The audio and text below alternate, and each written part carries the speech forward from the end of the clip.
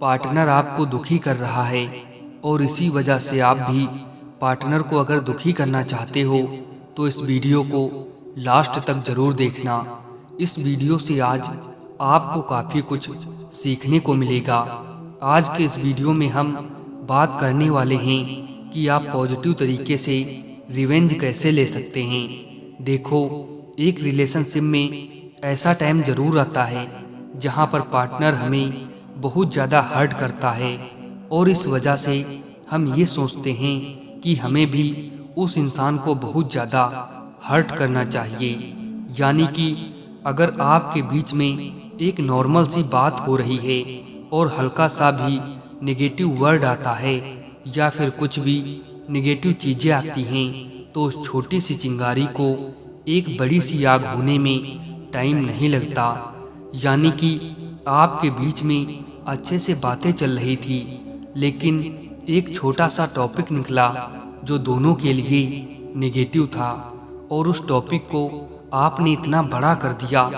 अब आप वो भी बातें बोल रहे हो जिस वजह से आपका रिलेशनशिप और ज़्यादा ख़राब होता है, क्योंकि उस टाइम पे हम वो सारी चीज़ें डिस्कस करते हैं जिसका रिलेशनशिप से कोई लेना देना नहीं होता है।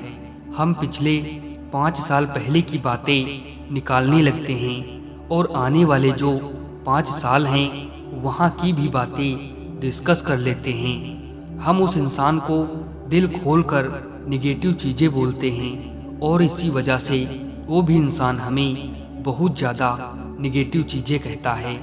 अगर आप भी ऐसी सिचुएशन को फेस कर रहे हो तो इस सिचुएशन से आप पॉजिटिव तरीके से कैसे रिवेंज ले सकते हो उस इंसान से, आज के इस वीडियो में हम इसी टॉपिक पर बात करने वाले हैं। देखो, मैं एक बात बताना चाहता हूँ।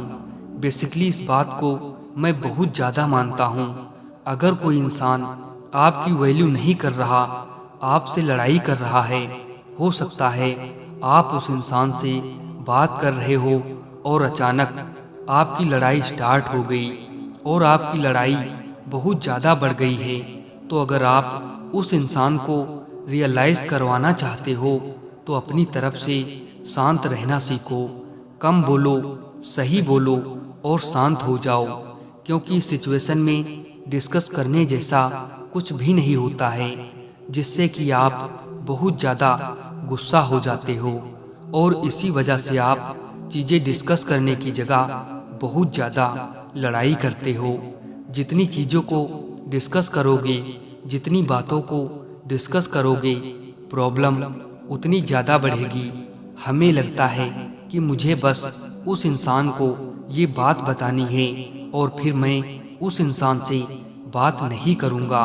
मुझे बस उस इंसान को ये बताना है कि वो मेरे साथ गलत कर रहा है। मुझे सिर्फ ये बताना है कि गलती उसकी है। मुझे सिर्फ ये बताना है कि उस इंसान का बिहेवियर ख़राब है। और जब आप ये बताने के लिए उनसे बात करते हो तो यही प्रॉब्लम बहुत ज़्यादा बड़ी हो जाती है। इसीलिए सही बोलो, कम बोलो और वहाँ से अलग हो जाओ। जितना शांत रहोगे, सही बोलकर उस इंसान को उतना ही रियलाइज़ होगा। अगर आप उस इंसान को ये बोल रहे हो कि गलती आपकी है, वो बोल रहा है कि गलती मेरी नहीं है, तो इन चीज़ों को अगर आप डिस्कस करोगे तो ये प्रॉब्लम बहुत ज़्यादा बड़ी हो जाएगी और उस इंसान को कभी रियलाइज़ भी नहीं होगा। तो अगर किसी भी इंसान को आप किसी भी सिचुएशन में रियलाइज़ करवाना चाहते हो तो उस इंसान को कुछ बताओ जो आपको लगता है और लगता है कि सही है।